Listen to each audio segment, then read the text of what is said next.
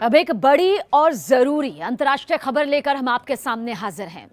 Israeli प्रधानमंत्री Benjamin Netanyahu, जिनके खिलाफ अंतर्राष्ट्रीय क्रिमिनल कोर्ट यानी कि आईसीसी ने अरेस्ट वारंट जारी किया है। क्या ये अरेस्ट वारंट है, इसके पीछे की वजह क्या है, इस महायुद्ध के पूरे माहौल में ये खबर कितनी ज्यादा गंभीर और जरूरी हो जाती है, सबके लिए जानना भी। लेकिन उससे पहले अगर आपने हमें सब्सक्राइब नहीं किया है तो जरूर करिए सब्सक्राइब, और साथ ही किन मुद्दों पर आप चाहते हैं कि हम आपके सामने हाजिर हो वो भी हमें जरूर बताइएगा। बहरहाल, नेतन्याहू के खिलाफ गजा में युद्ध अपराध यानी कि वॉर क्राइम का गंभीर आरोप है, और इस मामले में इजरायल के पूर्व रक्षा मंत्री योव गैलेंट, जिनका नाम आपने सुना ही होगा क्योंकि महायुद्ध का पूरा ये माहौल यहां पर चल रहा है, तनाव की स्थिति जो है वो अपने चरम पर है। इसी के साथ हमास के जो पूर्व कमांडर मोहम्मद दाइफ, इनके खिलाफ भी वारंट जारी हुआ है, और वारंट जारी करते हुए आईसीसी ने कहा कि गजा में भूखमरी और फिलिस्तीनियों के खिलाफ अत्याचारों के लिए नेतन्याहू जिम्मेदार हैं। गैलेंट को भी जिम्मेदार ठहराए जाने के लिए ठोस आधार है, यानी कि जो आधार यहां पर बताया जा रहा है वो काफी पुख्ता और ठोस बताया जा रहा है। समझिए आप इस पूरी डिटेल को। दरअसल वारंट में मोहम्मद दाइफ को इजरायल में 7 अक्टूबर को बड़े पैमाने पर हत्याओं, इसके अलावा जिस तरह से रेप की वारदातों को अंजाम दिया गया और लोगों को बंधक बनाकर अपने साथ ले जाने का आरोप है। हालांकि इजरायल ने दावा किया है कि उसने जुलाई में एक हमले में मोहम्मद दाइफ का खात्मा कर दिया था, उसे मौत के घाट उतार दिया था। आईसीसी यूक्रेन में वॉर क्राइम के खिलाफ के लिए रूस के राष्ट्रपति व्लादिमीर पुतिन के खिलाफ भी गिरफ्तारी वारंट जारी कर चुका है। एक बार फिर से समझिए कि किसके खिलाफ ये वारंट जारी हुआ। पहले हमने आपको वो नाम बताए, लेकिन इसके अलावा एक और बड़ा नाम आईसीसी यूक्रेन में वॉर क्राइम के लिए, यानी कि जो युद्ध से जुड़े अपराध होते हैं, जो नियमों का उल्लंघन होता है, उस अपराध के लिए रूस के राष्ट्रपति पुतिन के खिलाफ भी गिरफ्तारी वारंट जारी कर चुका है। इजरायल ने देखिए आरोपों को सिरे से खारिज कर दिया, नकार दिया। इजरायल ने आईसीसी के क्षेत्राधिकार को खारिज करते हुए गजा में युद्ध अपराधों से इनकार ही कर दिया है। इजरायल के पूर्व प्रधानमंत्री नफ्ताली बेनेट ने तो नेतन्याहू और गैलेंट के खिलाफ वारंट जारी करने की जमकर आलोचना भी की। उन्होंने कहा कि किसी भी तरह से कोई भी मामला यहां पर नहीं बनता है, और जो ये वारंट जारी हुआ है उसके वो सख्त खिलाफ हैं। इस बीच ये भी समझिए कि किस तरह से इजरायल के प्रमुख विपक्षी नेता जो यहां पर है, यानी कि यायर लिपिड, उन्होंने भी इस आदेश की निंदा की है और इससे आतंकवाद के लिए इनाम करार दिया है। उन्होंने कहा कि ये जो आदेश जारी किया गया है, दरअसल ये आदेश जो है वो आतंकवाद के लिए इनाम है, यानी कि उनके लिए तो वो किसी तोहफे से कम नहीं है। कड़ी निंदा इस वारंट की।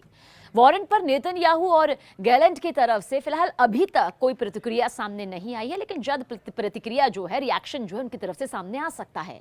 लेकिन इस बीच आपको बता दें कि आईसीसी के पास देखिए गिरफ्तारी की पावर नहीं है। आईसीसी ने ये वारंट जारी तो कर दिया है, लेकिन उसके पास संदिग्धों की गिरफ्तारी की शक्तियां नहीं है।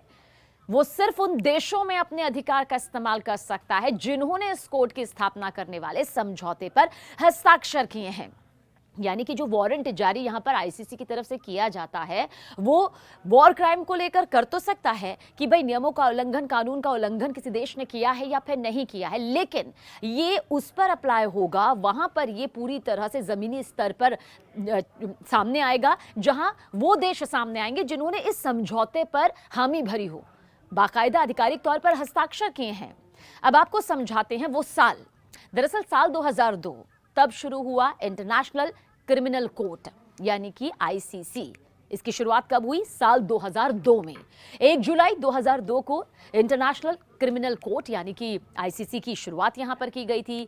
दरअसल ये दुनिया भर में होने वाले जितने भी वॉर क्राइम है, नरसंहार है, मानवता के खिलाफ अपराधों की जांच करती है।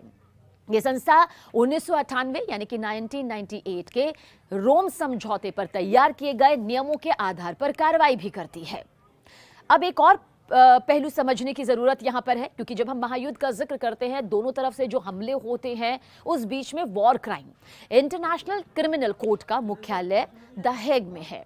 ब्रिटेन, कनाडा, जापान समेत 123 देश रोम समझौते के तहत इंटरनेशनल क्रिमिनल कोर्ट के सदस्य हैं, यानी कि ये वो देश है जिन्होंने बाकायदा हस्ताक्षर अपने किए हुए हैं। इजराइल हमास महाजंग को 13 महीने यहां पर हो चुके हैं। 90% यानी कि 90% गजा बर्बाद हो चुका है। इजराइल हमास महाजंग, महायुद्ध के ये 13 महीने कितने खतरनाक रहे हैं वो जमीनी स्तर पर पूरा विश्व देख रहा है। 7 अक्टूबर 2023 को इसकी शुरुआत हुई थी। हमास के सैकड़ों आतंकी गजा पट्टी के रास्ते साउथ इजराइल में घुस गए। अंधाधुंध फायरिंग हुई, 1139 लोगों को मार दिया गया और 251 लोगों को किडनैप कर लिया गया, बंधक बना लिया गया। चंद घंटे बाद इजरायली प्रधानमंत्री नेतन्याहू ने हमास के खिलाफ जंग का ऐलान भी कर दिया था कि मुंह तोड़ जवाब तो यहां पर हमास को मिलकर ही रहेगा।